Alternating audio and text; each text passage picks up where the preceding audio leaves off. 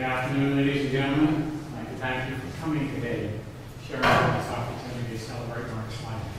Just a couple of service announcements. If you have your phone with you, would you please mute it? This time, just turn it off altogether. That'd be appreciated. And our washrooms, just for your convenience, the back of the chapel, turn left, they're over in the corner over here. All right? Thank you again for coming today, being part of this celebration.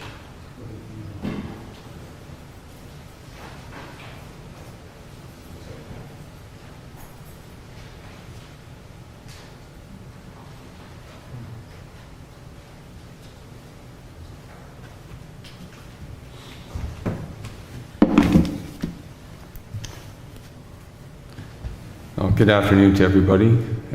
Thank you for coming. This is new to me. I'm not sure if this mask muffles my voice or if I should be taking it off. Are we good? Take it off while you're talking. Okay, we'll try this. As you all know, we're here to celebrate Mark's life. I want to welcome all of his friends, and his relatives, and his workmates, and other people. I know this is misleading. I suspect there's many more people watching online than are currently in the hall. This is a very challenging time for all of us, especially in these COVID times. This may be a very fluid service. We're not going to be stuck on formality. There should be opportunity for any of those who may wish to speak, either at a quiet time or later in the service. I want to thank my family too for supporting me through this and coming to BC with me for this occasion.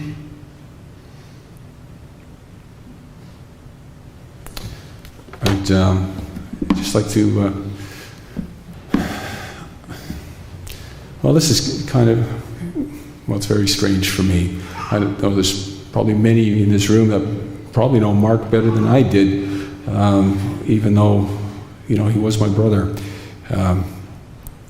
He was 6 years younger than I was. So he would only been in about grade 6 when I left home to go to university. And we've actually never lived in the same city since.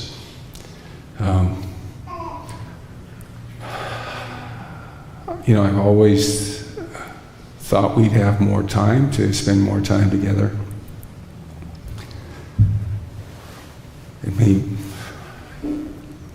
I've related the same story to some friends of mine at a club that we belong to in Toronto. And his response was, I guess I should go home and call my brother in Vancouver.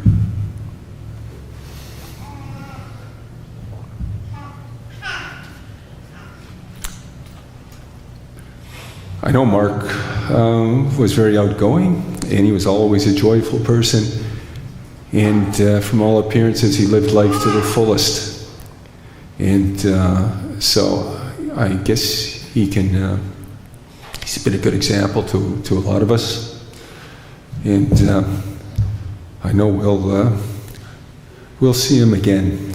And he may even be listening in over this service, I don't know. Just like to read from the 23rd Psalm. The Lord is my shepherd, I shall not want. He maketh me to lie down in green pastures. He leadeth me beside the still waters. He restoreth my soul. He leadeth me in the paths of righteousness for his name's sake. Yea, though I walk through the valley of the shadow of death, I will fear no evil. For thou art with me, thy rod and thy staff, they comfort me. Thou preparest a table before me in the presence of mine enemies.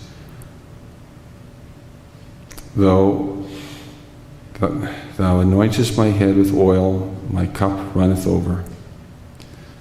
Surely goodness and mercy shall follow me all the days of my life, and I will dwell in the house of the Lord forever.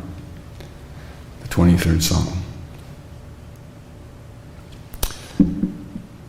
Mark's mother was unable to travel out here for this, but I am assured that she's watching it on the internet.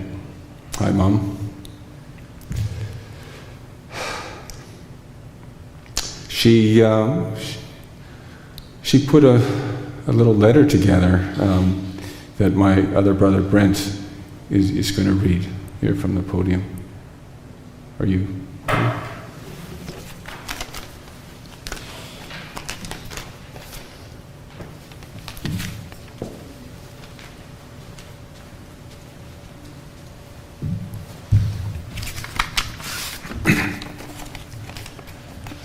Hello.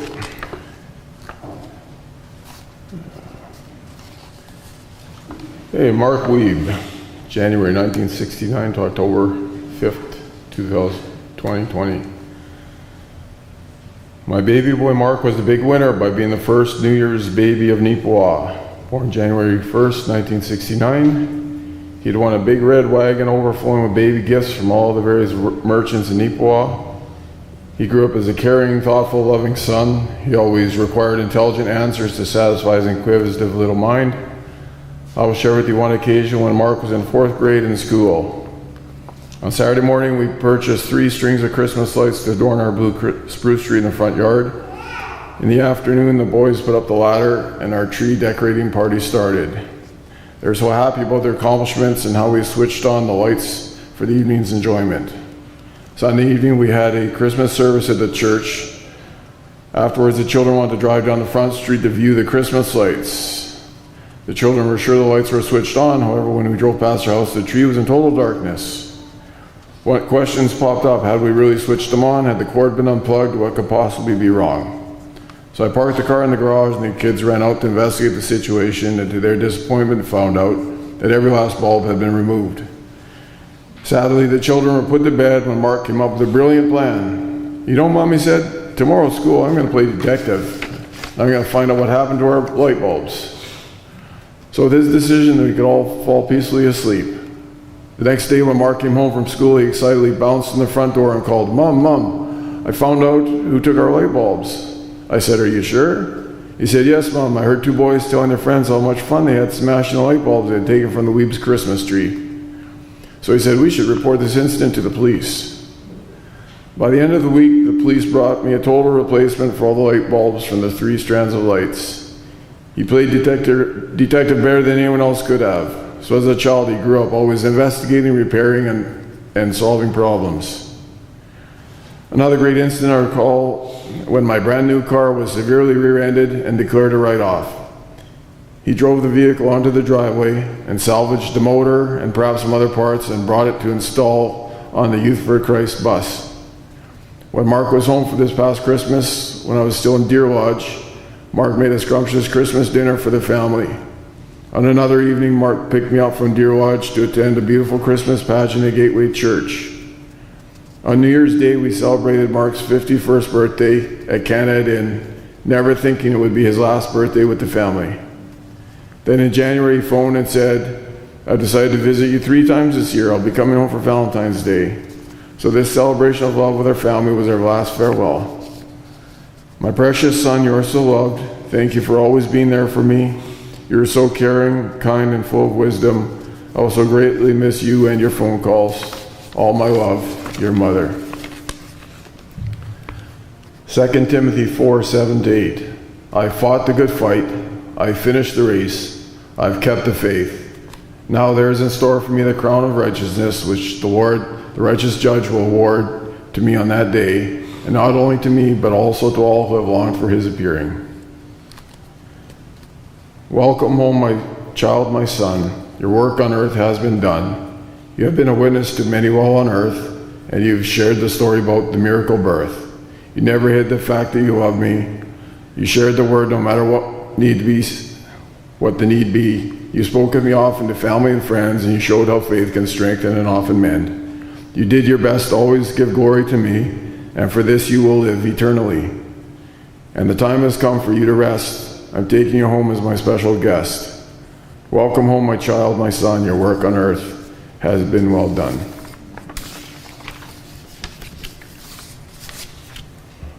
So I'd just like to say goodbye to my brother Mark.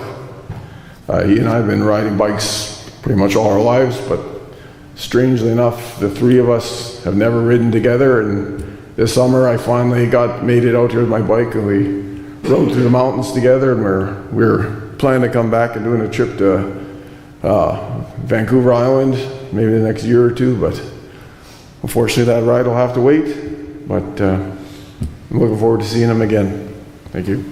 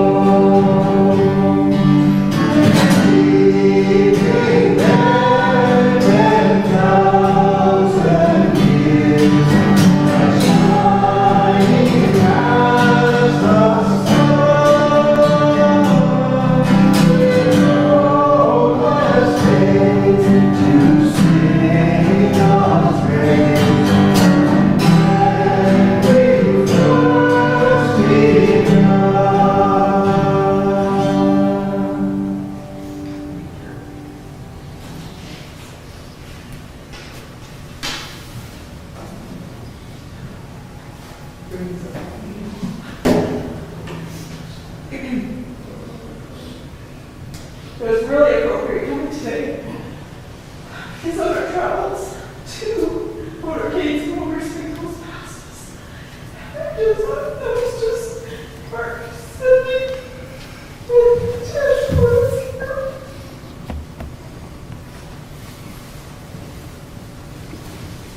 Okay, if I can't read this, you have to. Okay.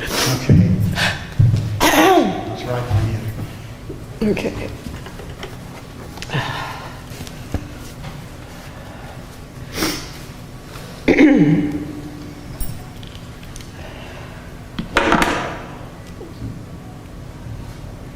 Mark will be greatly missed. He was a giant of a man in all respects and touched the lives of people all over the world. So many of you have told me what a special guy Mark was, how he was such a benefit to his work crews, how he didn't get involved with the pettiness, gossip, and was open to help anyone around him, even if they weren't part of his circle. Some have even told me about how spiritual and ethical he was. I don't think Mark would have been that person he was without God. Correction, he definitely wouldn't have been the person he was without God. Mark wasn't perfect. He had his demons that haunted him and brought him down at times, but he always tried to live his life for the best.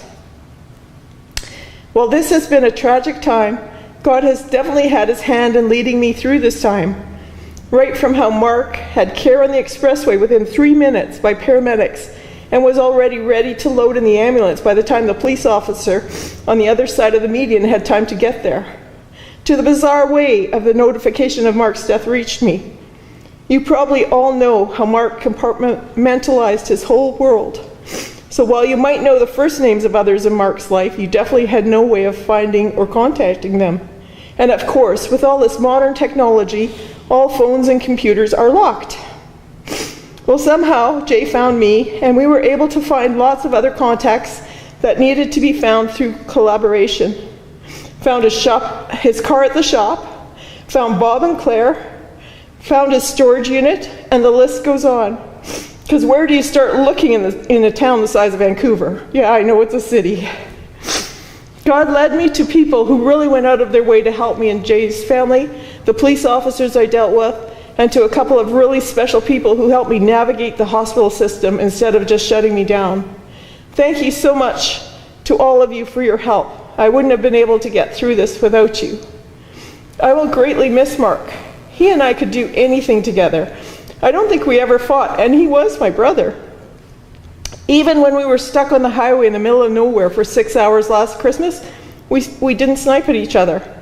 We worked and we drove well together.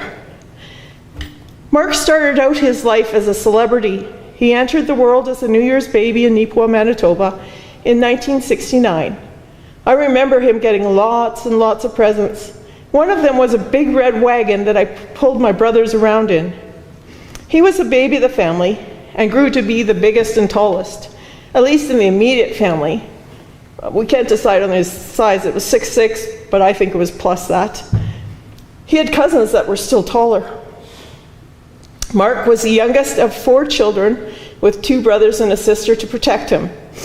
Mark leaves behind his parents, George and Nellie, brothers Brent and Daryl, and sister Laura, along with their families, as well as extended family and numerous friends from all over the world. Mark was always a character, and he thought it was funny to get his siblings into trouble. He could go from laughing to sad and crying if Mom walked in. We all worked paper routes as kids, and he eventually inherited the family business and the routes. And then he became a gas jockey. He and my mother moved to Winnipeg in 1985, and he graduated from high school, MBCI, in 1988. As a teenager, Mark found direction, guidance, and security through a youth ministry called Youth for Christ. It was in the coolest building, an old brick fire station with a tower and a bell. Later, Mark worked for the mentoring youth in the Winnipeg area. He helped open and ran an indoor skateboard park.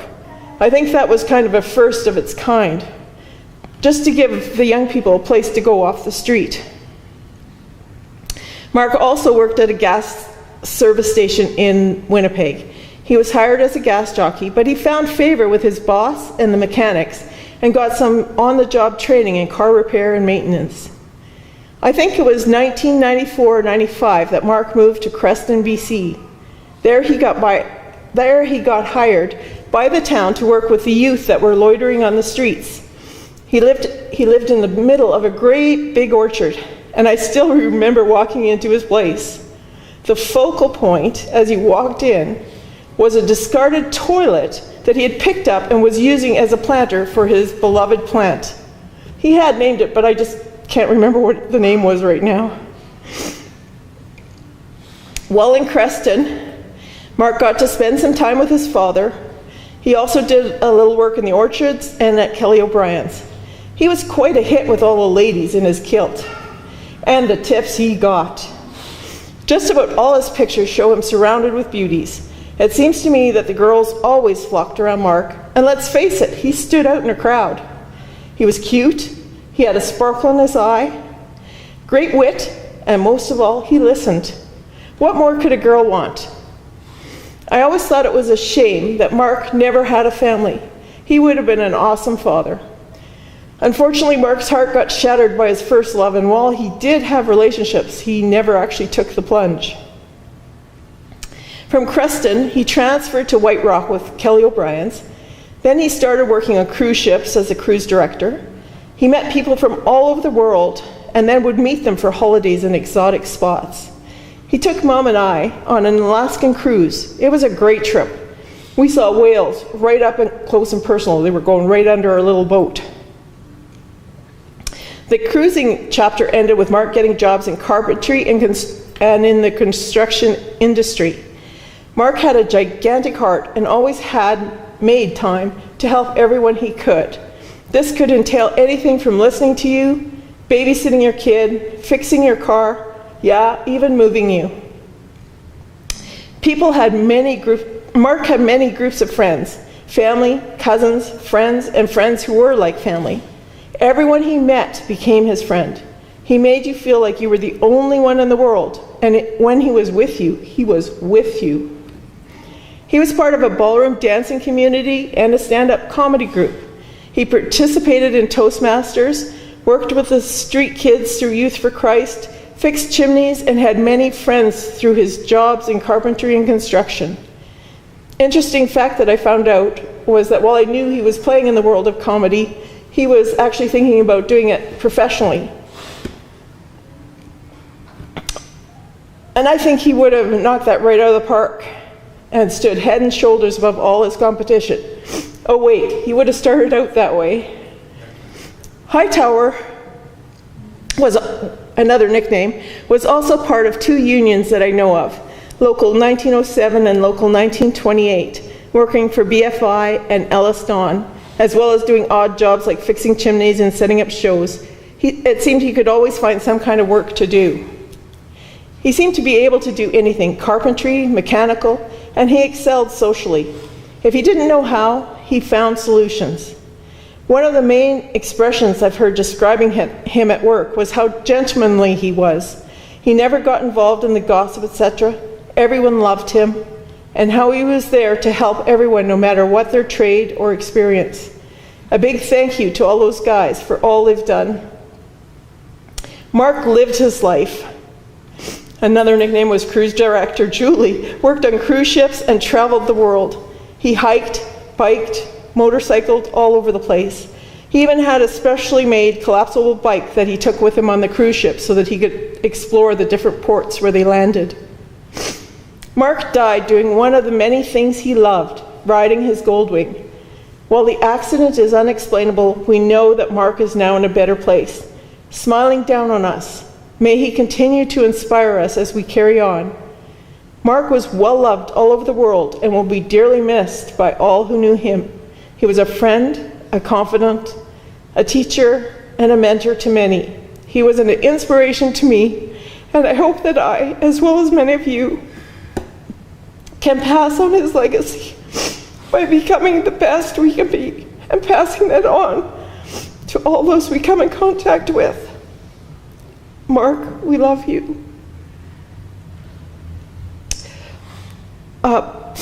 If there are people watching online who want to say some words after the service, if you want to call my cell phone after this is finished, it'll just be available for this live portion. The number is 250-852-0402.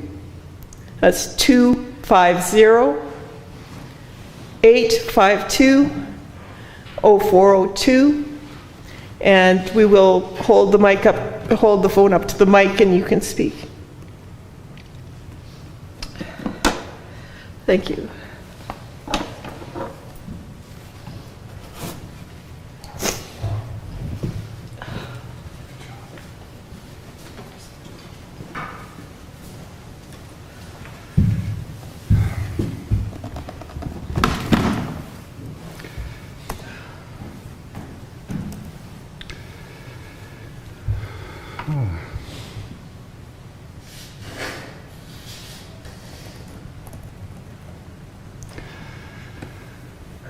hello to all who are here and who are watching this online, to the cousins and to Nellie and George, and to the friends and family who have joined us here. I'm so glad that you were able to come here.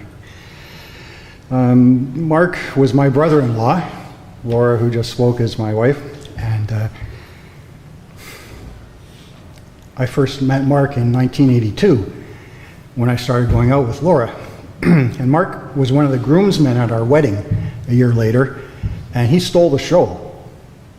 How could this 13-year-old steal the show?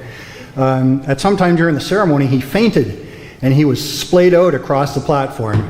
And of course, I was kind of preoccupied with my vows to Laura. But when we found, after the ceremony was over, we found out that Mark had, fainted.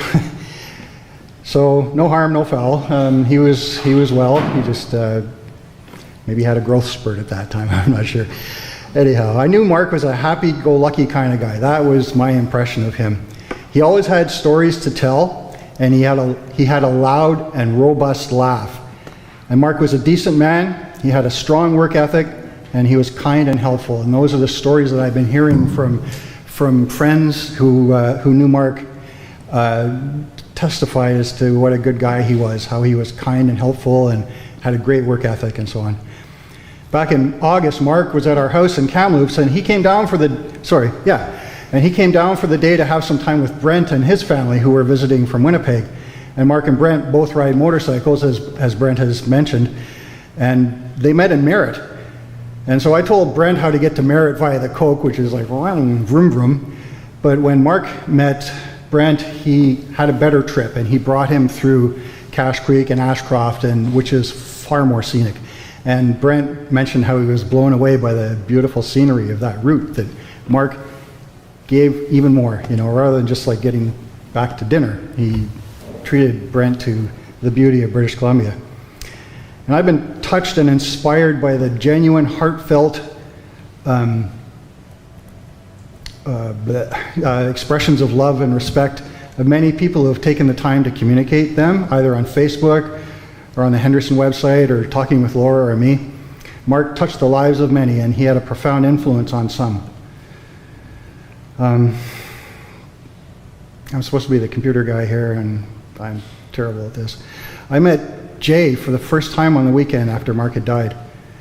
Jay and Mark had a bond and a friendship that was rare, and it was beautiful to me. Left an impression on me, brother. I also met Jake that weekend, and he could tell that Mark had invested, and I could tell that Mark had invested much love and goodness into Jake's life. And aside from the fact that Mark was a lot of fun to be around, he also had a depth of love and compassion, and he did what he could, often sacrificially, to make sure that the ones he loved were safe and healthy. One of the tasks that weekend that we came up the weekend after Mark had died, and one of our tasks was to get Mark's car out of the shop and bring it somewhere safe. And got the car, and I was more than a little stressed that weekend, and I'll admit that some of the quirks of that car were a tad disconcerting to me. Amongst other things, there was no rear view mirror, the check engine light was on, and I was mentioning these things to Jay, and Jay just laughed, and he said, these are the things that are predictable with Mark's quirky car. And he also told me that, well, I knew that Mark's car was naughty, but Jay mentioned to me that one of the features of this car was a hydraulic lift that adjusts for road conditions. And on snowy roads, this car will drop down so it will have superior grip and handling on the roads. And Jay shared with me that one of the motivations for Mark getting this particular kind of car was so that his passengers would be safe when he went on his epic winter drives with them, such as when he and Laura and a reluctant me drove to Winnipeg on Boxing Day a few days ago through the snow. And that was Mark. To me, that is the most admirable trait of Mark, that he was looking out for others, and he did not hesitate to take care of them as best as he could. If there was something that he could do that would take care of a loved one or a colleague, either in the present or in the future, this is one of his considerations when he made his decisions. He's looking out for others. And this is one of Mark's legacies. He has left a lasting impression on many of us that will live on well past today, and he invested in the lives of others. And we're now left grieving over Mark's passing We're still here, and he's suddenly and unexpectedly gone from this earth. My mom passed away this year, too.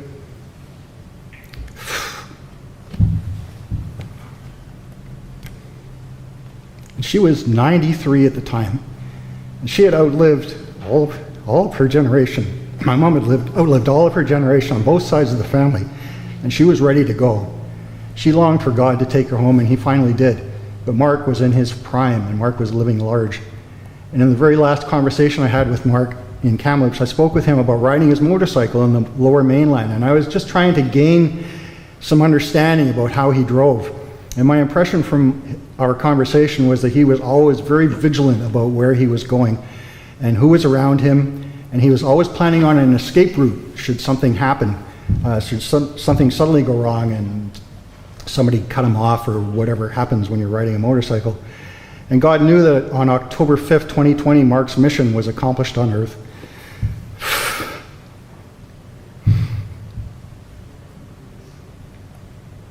And in spite of Mark's skill and defensive driving, God brought him home.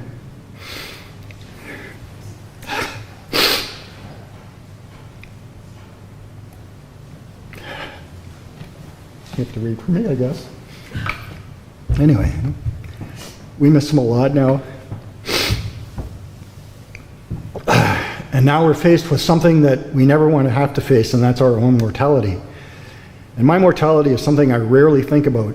I'm usually more concerned with matters that are much more urgent at the time, like how many days are left till the weekend, or what I'm going to have for supper.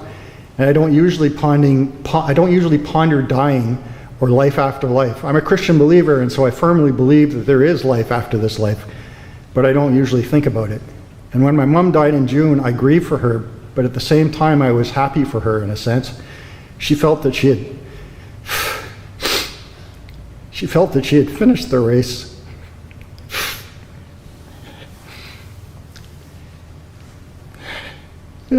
Oh dear, excuse me. And she had made her peace with God. And she was longing to finally be reunited with my little brother who died in a bicycle accident back in 1966. And I was comforted, in a sense, with the notion that thanks to being in her gene pool, I've got a lot of years left. I'll say that again. I was comforted, in a sense, with the notion that thanks that I was in her gene pool and she lived till 93, I've got a lot of years left. Lots of time to enjoy the life that God's given me. But this, unfortunately, is not necessarily what the future holds for me or for you. Nobody can guarantee that you will wake up in the morning. God is firmly in control, and he alone knows how many days you have on this earth. None of us were expecting to be at a celebration of Mark's life today. We may have lots of time left, and we may not. Only God knows that. And on that day when we take our last breath, our next conscious thought will be in the presence of God. In 2 Corinthians 5:10, the Apostle Paul tells us what the next step is after we leave this life. He writes, "For we must all appear before the judgment seat of Christ, that each of us may receive what is due us for the things done while in the body, whether good or bad. And it's my hope that everyone I know and love, for everyone that I know and love, that when we do appear before the judgment seat of Christ, that he will say to us, 'Well done, good and faithful servant, welcome into the joy of your master.'" One of the most famous passages in the Bible is John 3:16. And to know and to heed this verse is the way to guarantee that your life will be judged as righteous and welcomed into God's eternal presence. John 3:16 and 17 read, "For God so loved the world that he gave his one and only Son, that whoever believes in him shall not perish but have everlasting life. For God did not send his Son into the world to condemn the world, but to save the world through him." And this brief verse tells us some of God's nature. God is love, and he has made a way for people to gain eternal life, and that is by believing in his only begotten Son, Jesus. But what does it mean to believe in Jesus in this passage? The word believe in the Bible means more than simply agreeing in our minds that something might be true. It means to trust, that we believe so strongly in God that we're willing to commit our lives to him and to live the way that he knows, that we know he wants us to live. Suppose you're walking along a path and you came to a bridge that crossed a deep canyon. You might look at it and believe that it would hold you, and you might even see other people walking across it so that you know it would hold your weight. But so far your belief in the bridge is only in your head. When do you really believe that the bridge will hold you? You only really believe it when you're willing to commit your life to it, step out and actually walk across it. It's the same way with Christ. Yes, we can believe that God exists, but God wants us to come to know him personally, and he's bridged the gap between us by sending his Son to remove the barrier of sin and become that bridge. To believe in Christ is to commit our lives by faith to Christ, to trust him personally as our Lord and Savior. And if we read on to verse 18, we see that God is also a God of justice, and he doesn't tolerate sin. He has provided the only means of salvation through believing in Jesus Christ. Any other attempts to please God or to earn your salvation through good deeds or religion, they're misguided.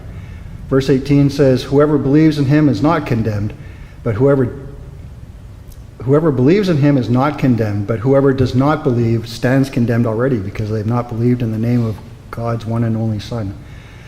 The good news and the expression of God's love is that he has provided this salvation free of charge to anyone who believes in Christ.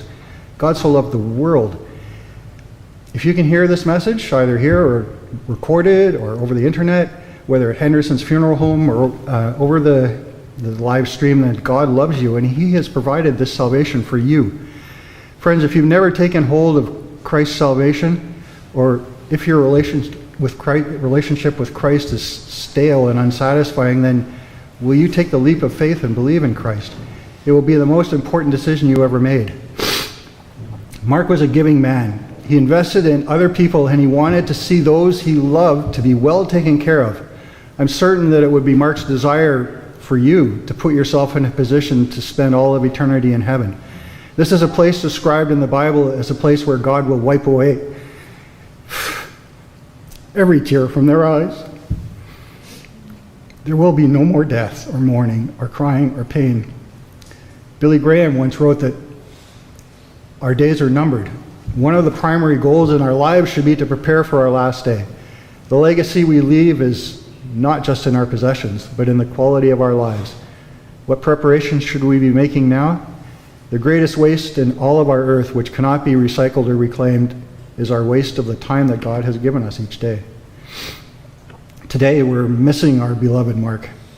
For us, life goes on. Let's honor Mark by living well and loving our family and our friends. Thank you. I just would like to offer up a quick prayer, please. Lord, you are so amazing, and we trust in you, Lord. And we don't understand why you took Mark, but your will is not to be challenged. So Lord, we just thank you for the time that we've had with him. I thank you for these friends and family that are here to honor him. And I pray, God, that you would bless the rest of our time together, that we would be able to reminisce about Mark, that we would be able to laugh and, Lord, and to cry together, and to be able to just celebrate the life of this man that we all knew and loved. In Jesus' name, amen. Are we doing a slideshow now? Sure, okay. So can you run the slideshow, please?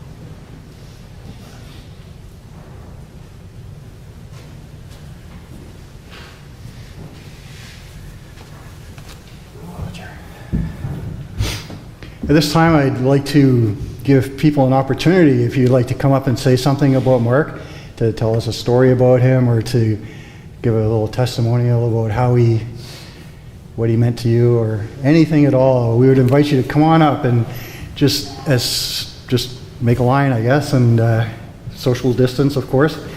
And please come on up and share with us.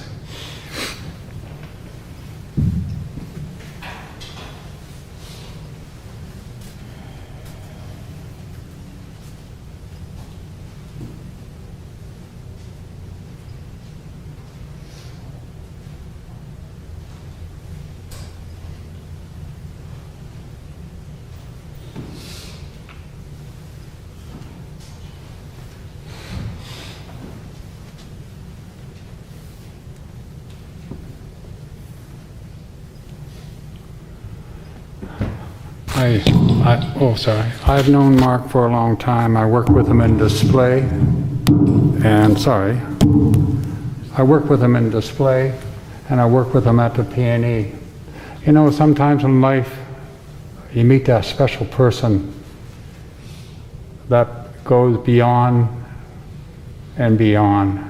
Mark was so great to work with. His famous phrase was, "What can I do for you now? What do you need now?" And in the display industry, there's a lot of times where we need people to work overtime or through lunch.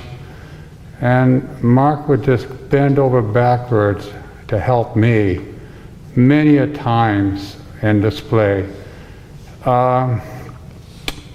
We lost a good person. Mark was beyond the call. He helped me out so many times in a jam when I needed a carpet laid or something towards that effect. You know, he was just a special person. And I'm very sorry for your loss. Like I say, Mark was one of a kind, and he's going to be sadly missed. Thank you very much. What is your name? Oh, sorry. My name is Robert, and I worked with Mark in Unifor 1928, and I worked with Mark at the P&E. And he was sure a special person. Thank you. Thank you.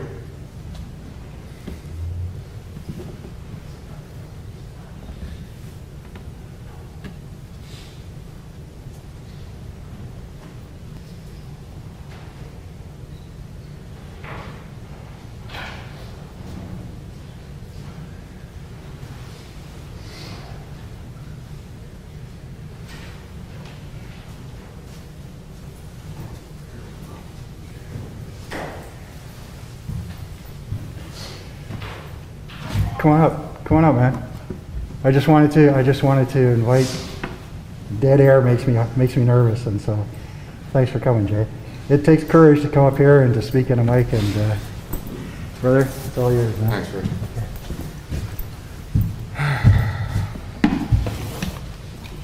Hi, everybody. Keep your mask off. I'm Jay. And I'm Jay, and I'm an alcoholic. And I know that sounds like a strange way to start this little piece, but Mark has been with me almost my entire time through sobriety. He's helped me raise my kids. He's made me a better person all the way around.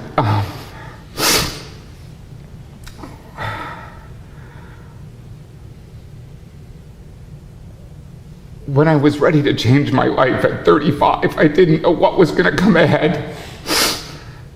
But I knew I didn't want to live the way that I was living, drinking and carrying on and hurting people. And I got sober, and about a year later, I got a job selling cars.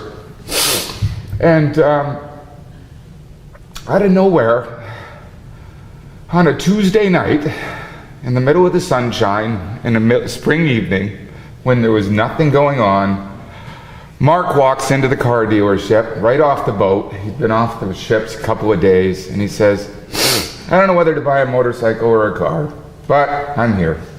And I'd never met him before, and I had nothing to do, and this looked like fun.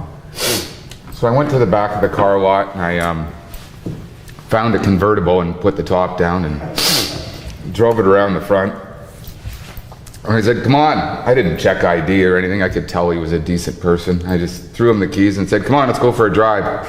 So we drove the other side of Langley and back down Highway 1 in the convertible and just chit-chatted. And he goes, I can't see anything. He says, I'm so tall, I'm looking through the visor, like he was looking through the visor in the top of the thing. So I knew I couldn't sell him a convertible, but I somehow had managed to find Mark in that 10 minutes. I've been around now for almost 17, 18 years, and that's Mark's profile. He sizes you up and decides if you're going to be his friend in 10 minutes. But he doesn't tell you that you're a friend for life. And that's where it went.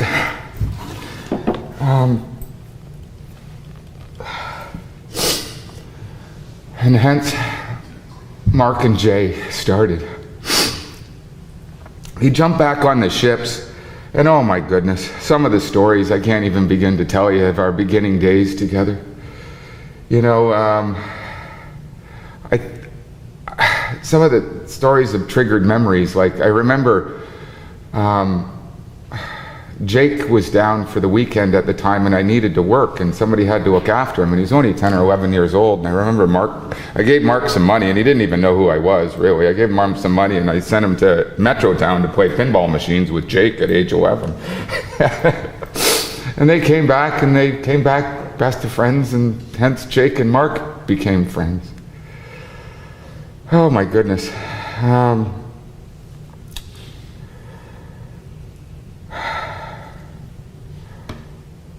Mark decided he wanted to go for a bike ride one day. It was January 10th. His storage unit's near the Alex Fraser Bridge, so he got on his bike in negative 10-degree weather and decided that he was going to drive into Vancouver and do his little route that he does, but he didn't make it across because it was a little cold. But that kind of gave us an insight into what it was like for Mark growing up on the prairies, I guess. But he seen nothing wrong with that. I don't think he ever wore a pair of long pants unless he was going to church or something, because winter or summer he was always in shorts. It was mentioned the detective aspect of things, which triggered a memory. His bike was mentioned. He bought this bike that fit his 6'6", 6'7" frame that fit inside of a suitcase.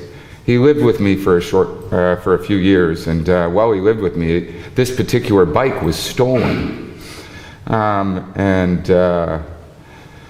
Oh my goodness, Mark went sideways, and he phoned the 2 or 3 newspapers. He put reports out. He must have printed 500 flyers and put them on every telephone pole.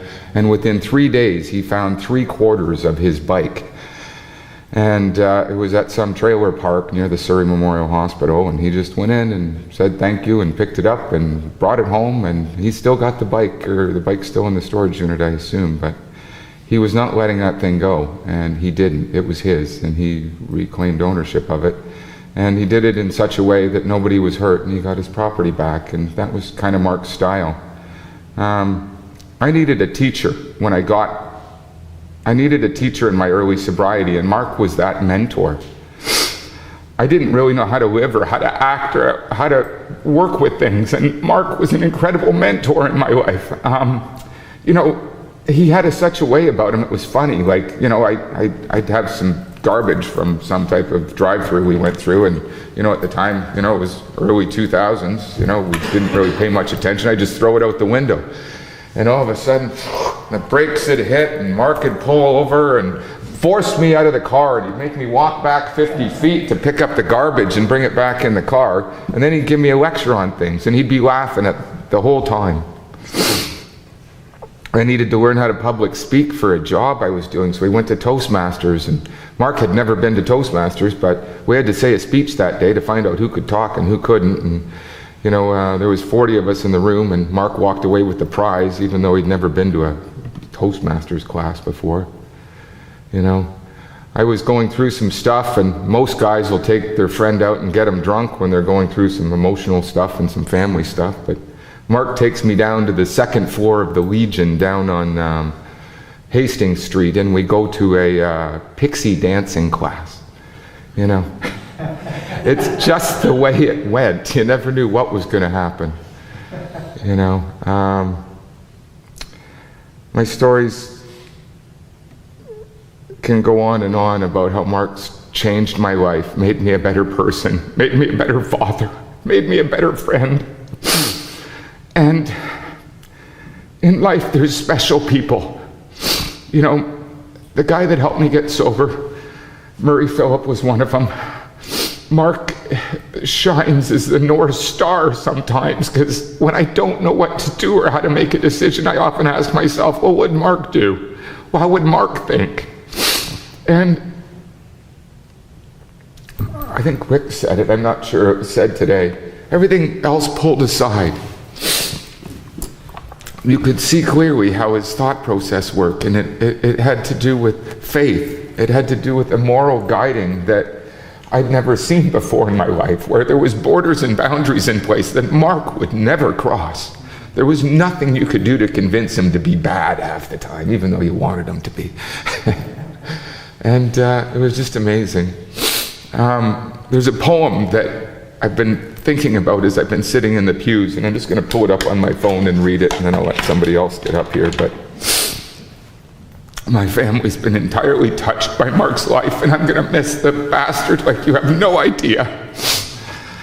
You know, he was just there at Thanksgiving, at Christmas, at anything that you would call him for. He was just like happy to come and be a part of and enjoy and contribute and stuff. Anyways, I'm going to read this poem. It's by Marianne Williamson. It's Our Greatest Fear.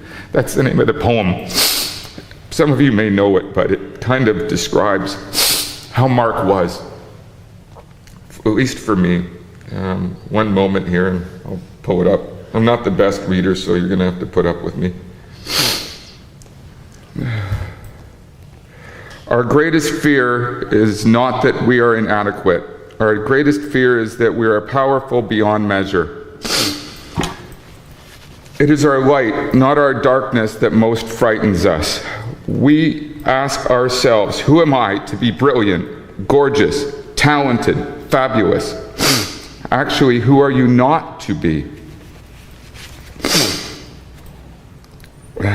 You are a child of God. Your playing small does not serve the world. Sorry, guys. There is nothing enlightened about shrinking so that other people can feel insecure. There's nothing enlightened about shrinking so that other people won't feel insecure around you. We are all meant to shine as children do. We are born to make manifest the glory of God that is within us. It's not just in some of us, it's in everyone. And as we let our own light shine, we unconsciously give other people permission to do the same. As we are liberated from our own fear, our presence automatically liberates others. Marianne Williamson. I'm here to talk today at this podium because Mark showed me how to rise up and become the man I am today in many aspects. I'm going to miss him and I love him. Thank you.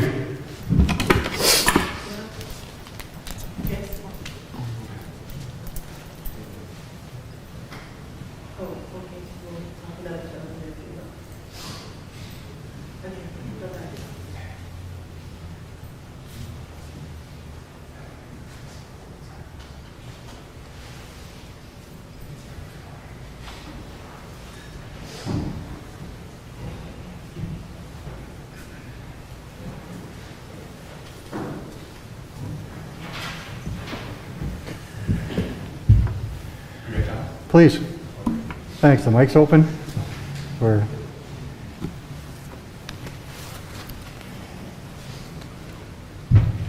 thank you. Come on up.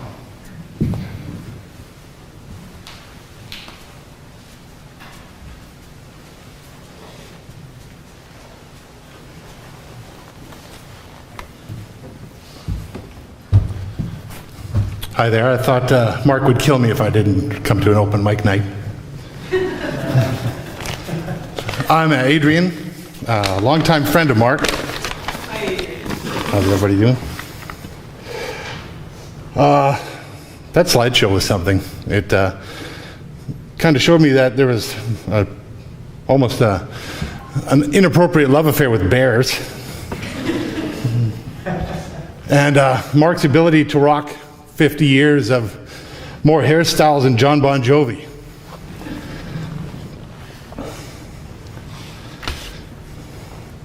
Now, as I wrote this, it said here, as a newborn, I hope Mark's parents were able to get in on those sweet, sweet, lucrative new baby gifts and bursaries. There's another thing that Mark and I shared was our birthdays are in statutory holidays. I met Mark working at Kelly O'Brien's in Surrey in the mid-90s. We were two small town farm boys thrown into bright lights in big cities of North Surrey. We quickly scaled up the friendship ladder. Co-worker, pal, friend, buddy. Through the trials and tribulations of our youthful years and beyond, a comrade in arms seems a more fitting description of my feelings towards that quirky character. Now in 2016, I had a serious health event. Now, such life events provide you a new level of perspective, enlightenment, towards what is truly important in your life. I awoke to a hospital room filled with close friends from afar, and even some estranged family members. It was great to see these people, and I had some questions as to their intent of some of these, mind you, but a thought soon crossed my mind: were they here to welcome me back or to send me off? Then Mark showed up. He looked like a combination of a leather-clad biker and beach volleyballer. I soon realized that he was there to welcome me back. His buoyant personality, his contagious laughter, and sheer grandiose energy filled the room and my spirit. I am so lucky. Call it fate, destiny, luck. I am blessed to have a comrade like Mark. Some people, if we're lucky enough, find them, they're like digits of a hand. I know without reservation that I have at least 5 such people that I can count on in my life. I have Monica, James, Ted, Dean, and Mark. I think of Mark as my thumb. Now he's different from the others, just a little stronger, a little bigger, more influential, and together great things can be attained. So thinking of my hand, I'm able to reason for this hollow feeling that I have in my chest. Because Mark, leaving us feel like I have lost my thumb, and the grip I hold on things seems just a little weaker. So where do we go from this? We've lost such a great soul to the other side, and undoubtedly, I'm not the only one who has this hollow feeling inside. I find it hard to understand why, and I have questions that I know will never be answered. I take solace in the peace brought forth through my faith, knowing that there is another side. While the body may wither and pass, the energy of the spirit is eternal. And also find comfort in the knowledge that Mark was doing something that he loved. And that the cowboy heroes of yesteryear, he was reportedly even riding off into a gorgeous sunset. I also had some amazing times with Mark. One of my first experiences when I met him at Kelly O'Brien's was he loved his Jimmies, GMC Jimmy. Love those things. And I see him, it was a Saturday afternoon, I think. He's got a toothbrush and the biggest jar of peanut butter you've ever seen in your life. And I'm like, Mark, what the hell are you doing with the peanut butter? Well, that's why his vehicles all smell like peanut butter. He would clean his vinyl trim with the peanut butter because he says, oh, the oils are best for it. You can't get anything better. No Armor All or anything will be better than your Jiffy peanut butter. And that always kind of stuck with me. Another memory that was so Mark was he was just off cruise ship. And he'd come to trail. And it was a Friday night. And if you can envision trail, I don't know if anybody's been to Trail, BC, a lot of yay-high Italian guys. That was not Mark. So here's Friday night, absolute dead. It's the summertime. Everyone's out at the Christina Lake, popular resort rant out there. And Mark and I sat down and we're having a conversation, and in walked in two crowds of bachelorette parties. Well, Mark went instantaneously into cruise ship mode. And he picked up the first girl that was getting married and twirled her around and ran up and down the staircase inside the facility there. Oh, and had her doing shots and carrying on and playing games all the way. And I didn't want to tell her that Mark also had a very precarious knee issue. So on more than one occasion, we'd see Mark out on the dance floor, you know, strictly libation-free, mind you.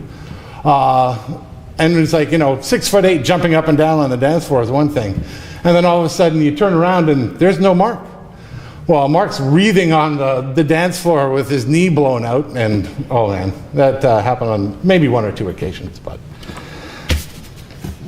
yeah, that was, he was always a tall drink of water, that guy, and wow, what life of the party for sure. Now, goodbye seems to be definitive. Now, having lost both my mom and dad recently, I know that our loved ones are here forever in our minds and in our hearts. A similar term or phrase spoken by a stranger, an old joke retold, or even the sight of a lone motorcyclist on a Goldwing will involve a smile now. Maybe a chuckle or a laugh, or we get to recall a fond memory of that tall, boisterous, kind-hearted, small-town kid whose zest for life and infectious ability to win people over with his charm, wit, and enthusiastic nature. And we will once again marvel at another example of how Mark has touched us all with his love, laughter, and light. Till next time, comrade, I know you'll be looking over us all. Thank you.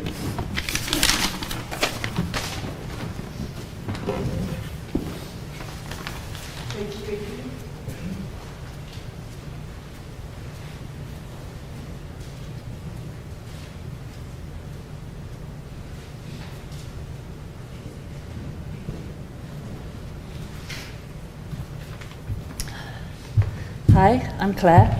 I wrote it down, and I'm going to try and get through it. Pardon? Just talk and I'll see if I can make you louder. Okay. Do I need to stand closer? Oh, Here we go. as good as it gets. Here we go. I'm Claire. Firstly, I'd like to offer my condolences to Mark's family, to Mark's mum, and to Mark's dad. What amazing son you had in Mark. I first met Mark about 6 years ago when he came into the studio where I'd not long started dancing. The instructors often suggested we dance together as we were both tall. It worked well, and it wasn't long before we were checking with each other to see which class the other was taking so that we could dance more together. Well, months went by, many dance classes later, we started dating, no surprise to anyone around us. It was good. Trips together to see friends, or time spent just us. He even persuaded me to do a mini cruise, something I said I would never do. But that was Mark, always gently pushing me a little out of my comfort zone. Yeah, this is out of my comfort zone. Thanks, Mark. Mark encouraged me to become a dance instructor. I know for sure that I would not have got through all the hours of training and practice without Mark by my side. Mark was gentle. Mark was kind. Mark was patient. During that time, I had the pleasure of meeting Mark's family as they came together to celebrate a family wedding. In a quiet moment, Mark's dad asked if ours would be the next. My reply, I don't know, but I know that we'll be together, and we were in our own way. I will miss you, Mark. Sunday mornings together for breakfast or a walk. I will miss my favourite dance partner for sure. But most of all, I will miss spending time with you, sharing plans and dreams, or just spending a quiet moment in each other's presence. Thank you.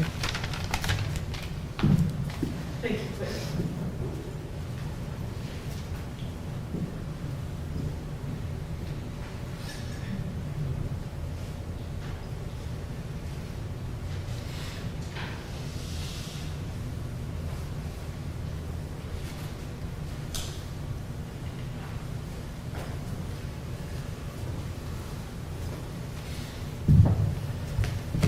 Thanks, Ed.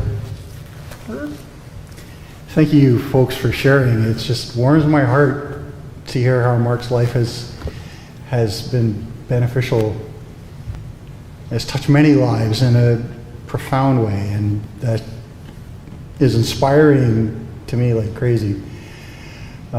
If anybody that's watching this over the internet would like to call in, now's a good time. Call Laura's phone at 250-852-0402 over the next few minutes, once this is... Or you can text and we can read it. Okay, and Laura says if you would like to text that number, then we'll be happy to read it.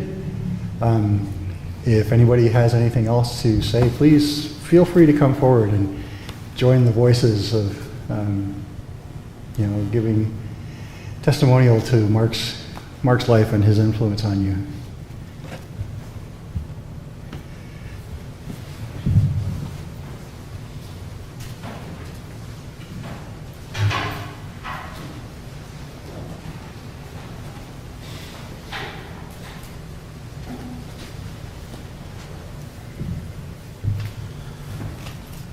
Hi, my name's Jake. I consider myself one of Mark's nephews.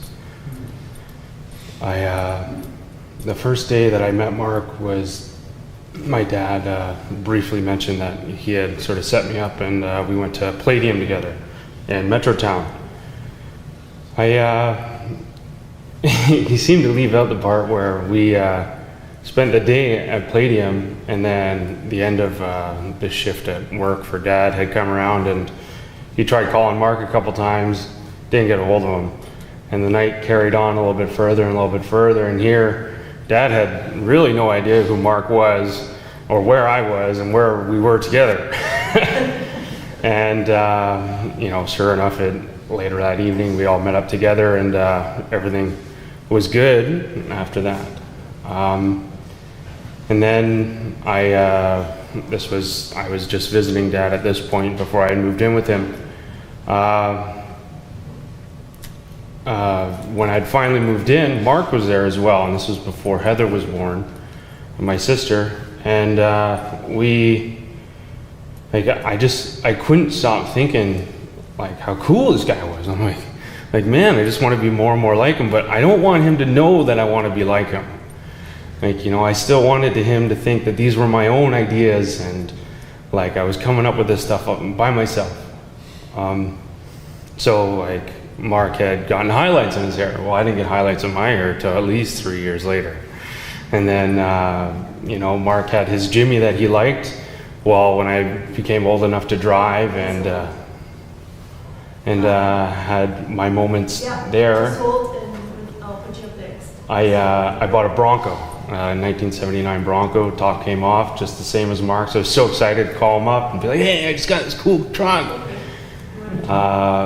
Just hold on. But there was Hold on and we'll get you on. so many moments like that where him just being himself inspired me to be more and more of who I am today. And Just wait for the I owe my life to him. Everything I have, I wouldn't have because of him. And my heart goes up to the family and the respect that I have for you guys, because Mark wouldn't be who he is without you guys. So thank you. And thank you, Mark, for everything that you've given me, and the love that I get to give my own family now. So thank you. Thank you, Jake. So you wanted to speak at first? Okay, yeah, we're good. I'm just going to take you up to the line right there.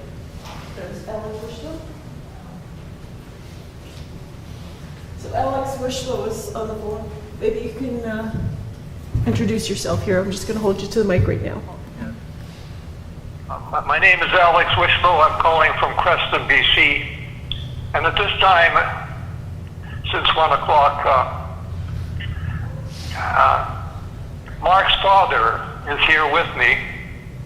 And we are both visibly moved by the send-off that you are giving to Mark. My name is Alex Wishlow. I'm calling from Creston, BC. And at this time, Could you turn off or down the mute what's on the television, because we're getting an echo from that? It's just from the, it's from the shut that off completely. It's getting, so anyway, how's that now? That's perfect. Thank you. Well, so I'm sorry. But I'd like to say to everybody who's attended this visitation to thank you all for coming. And I'm sure that if George was able to speak right now, he would be very grateful to you as well. George is Mark's father. And anyway, I'd like everybody to know that we are here with you, Spirit, and we're sending off. I particularly like the name Hightower for Mark. He is a towering person. He was a towering person, and he still is. And his works will carry on for a long, long time to come. Blessings on all of you. With love. This is Alex and George. Thanks for calling, Alex.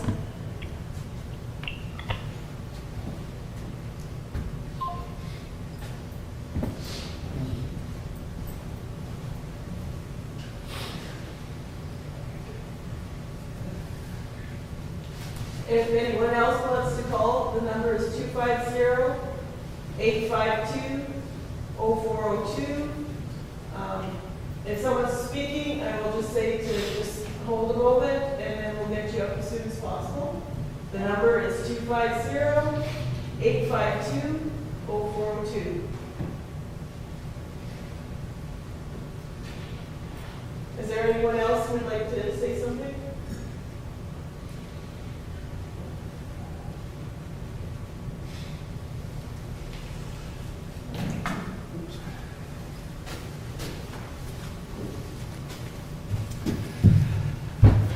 Well, thank you all. Are you coming up, brother?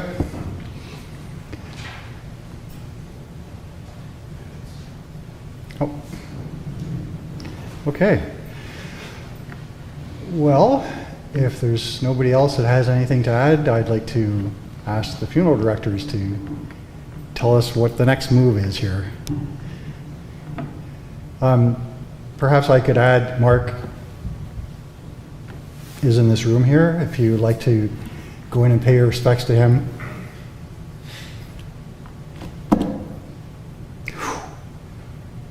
It's tough, but it's fitting, and if you feel so inclined, please do. We have until, what, another hour, right? So yeah, feel free to linger and take your time, and there's no rush to get out of here. We're so happy that you have all come to share in our grief and to share in our memories of Mark and how he's touched lives. Thank you.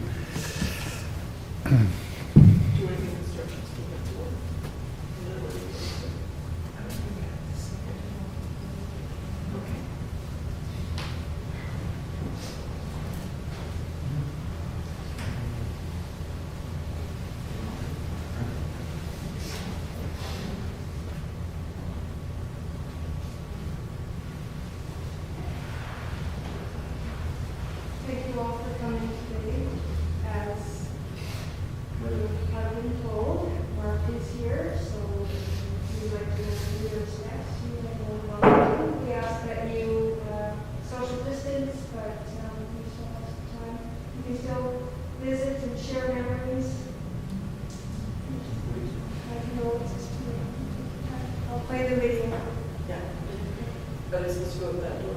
Oh yes, when you're exiting, you can come through these doors and out through the concourse and out.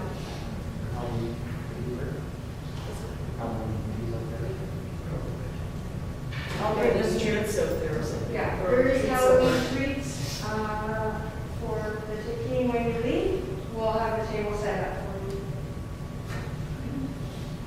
Thank you.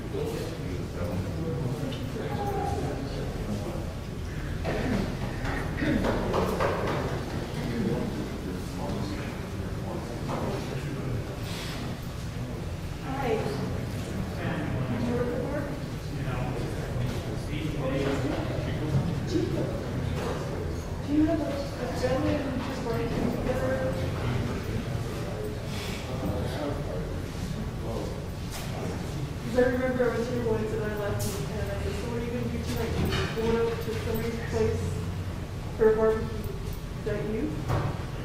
Okay. Thank you for coming.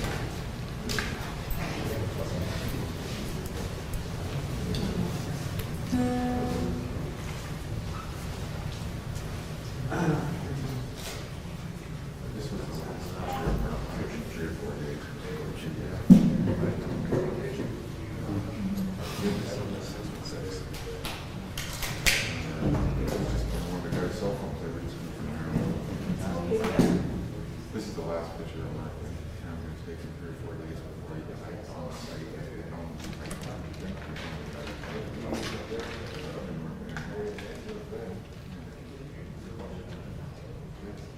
The pipeline actually goes long and it's skinny. That's not his own employee?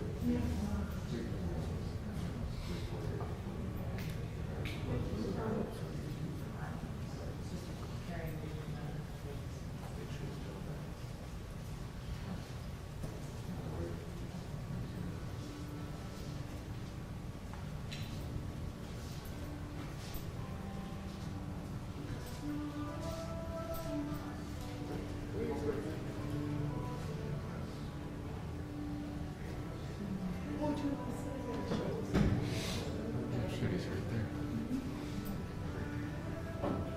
Right there.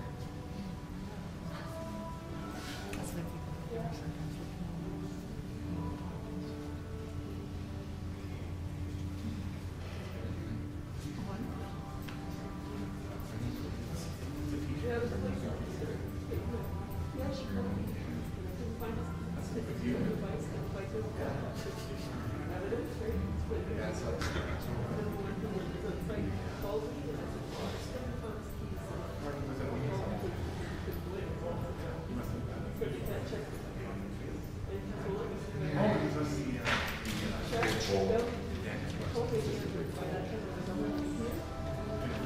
to feel that was 6 old.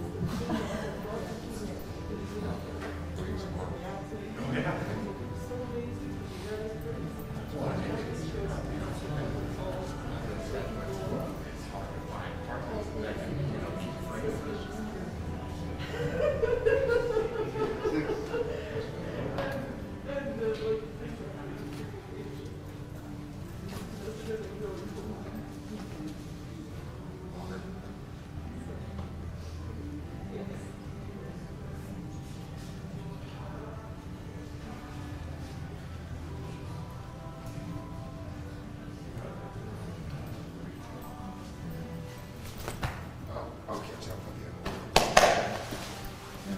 Nice to meet you.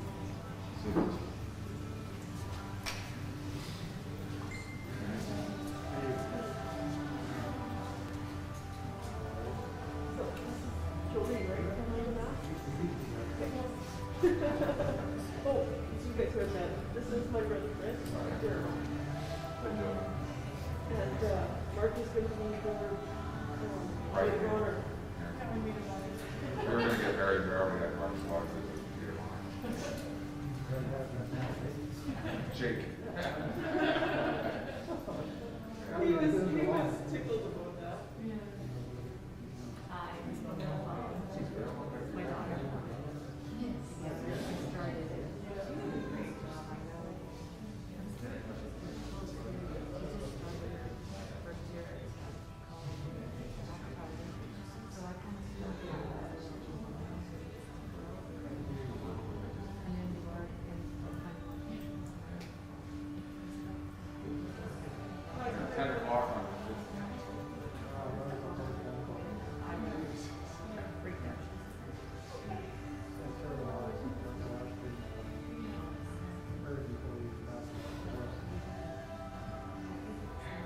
But I think the question was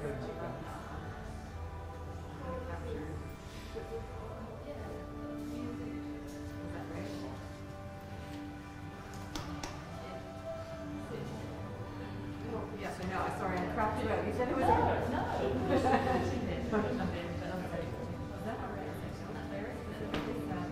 Okay. Yeah, that's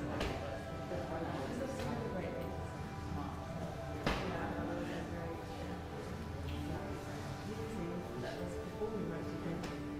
We spent the whole movie together.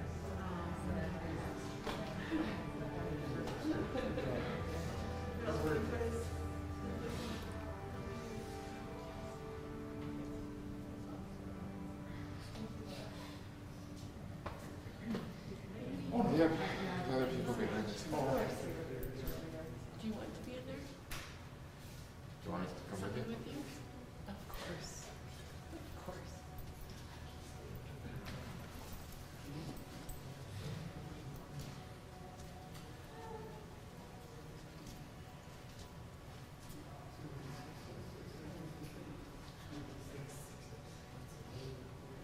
Just right there.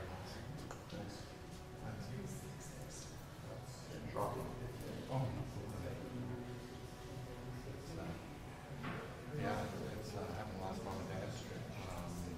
Telling parents, this feels absolutely gut chunk. See, take you too soon. Yeah. And oh my God.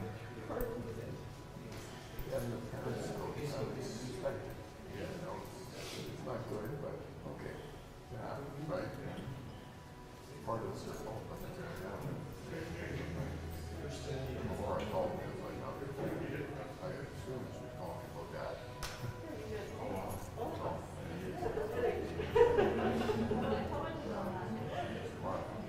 It's not right. Oh no. Yeah, it's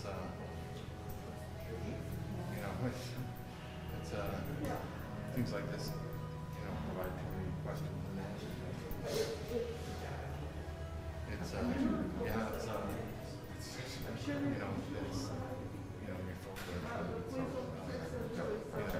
anger and frustration and it's like, come on, like, all people that they were right behind you after. You sure they're having a life? Yeah. Didn't sit in the sands doing nothing. You know, we got to see some amazing sights, and that was one thing that really stuck home with me was that Austin, because, traveling Thailand, all through the Caribbean,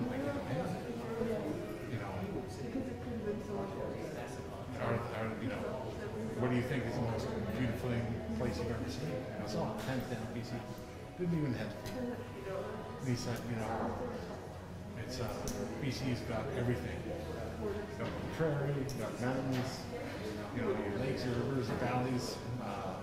Some of the most amazing coastline that he's ever seen that rivals anything in the tropics. And he goes, oh, it's true, it's a little cooler, but he goes, it's just such a beautiful spot. And, and motorcycling, he loves the Coonies, and all through the Coonies and Coonie Lake especially. Yeah, that's a huge spot for motorcycling. I'm sure Mark would happily have you go along and check it out because there's so many different motorcycles. Oh, really? Oh, yeah. Yeah, I could check that out for sure.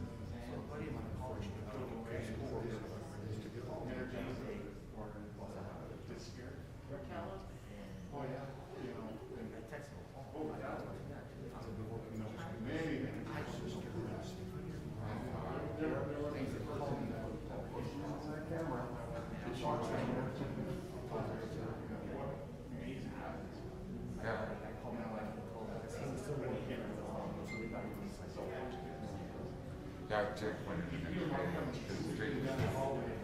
they called me out of the hospital. I live in Chilliwack here. And I called Jake and he was in Surrey and they went, I said, Jake, go to the hospital right away. We went in and called Jake. Yes, Jake found me. I'm living in Chilliwack. My friends called me to tell me that off the highway to get around the accident. I didn't know that.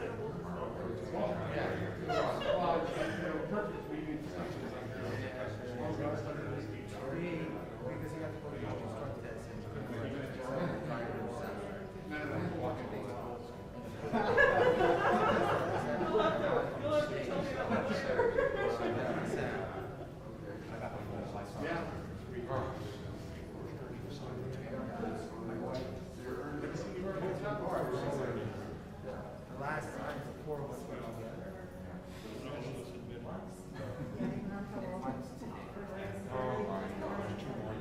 We were in the car and I was like, somebody's missing, We were at my house for Thanksgiving and he would have been there and he wasn't there. It was just not the same Thanksgiving. I'm so glad that we had the experience that I had with Jake said we're going. Oh, is it our turn to go? I don't know. Oh, it's okay. No.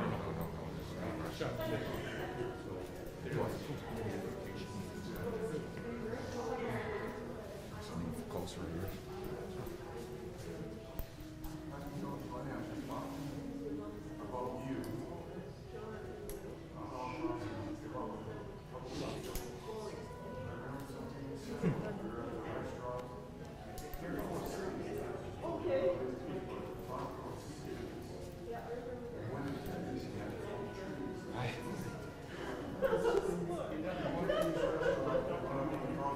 I think we've done a really good job today saying goodbye to Mark, like under the circumstances that we've had to work within, you know. I was telling you, you have to go up, you have to go up. I couldn't. I would probably. It's hard. And it comes and it goes.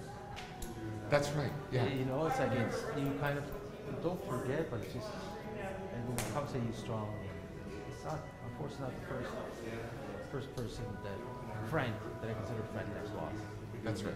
You know, an addict myself. He's got your back. Yeah, he's got your back. And see, that never judged Mark, my alcoholism, anything. It was like he could see past all of that and see the person. He could see the person inside of me before I even knew I existed. Did I say that right? Yeah. Definitely.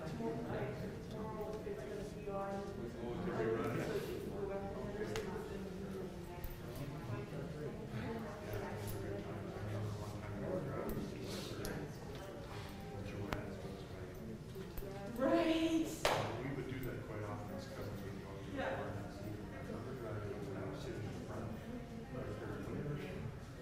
Whenever she wasn't looking, we saw her turn the key on. I would stop. She started it up again. We let it go to the top. This is a mistake for them. When we were coming back, because we met in Wiebe. So on the way back, I felt so bad because we didn't have her service to look at her car and everything.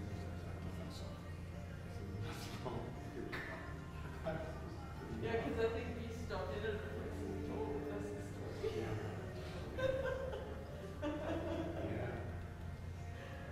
were good times.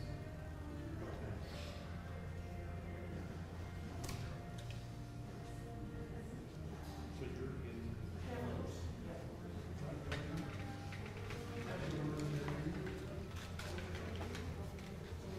You and I came through there. We came through there. We're outside of campus, like, campus and then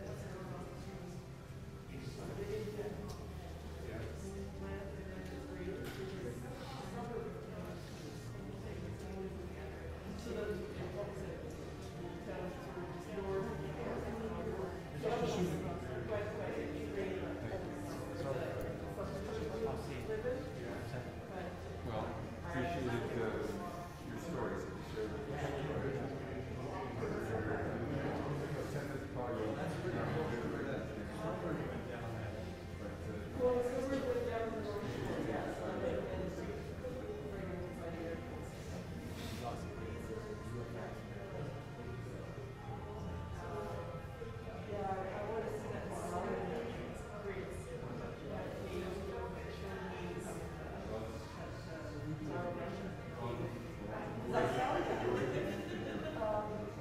oldest brother has it, is that one? Does he have it? So I've been told because they were going to give it to me and they weren't going to show it to me. Because how long the fence? Well, last time, and I was down there talking. And so,